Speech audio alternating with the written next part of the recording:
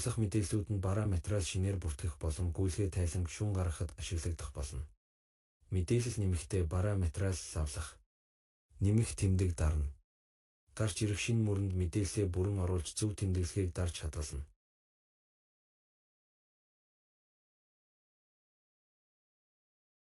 Нийслэл хотын татвар төлөвч байгууллага бол тухайн ангиллалд нийслэл хотын татвар гэсэн сонголтыг сонгоно.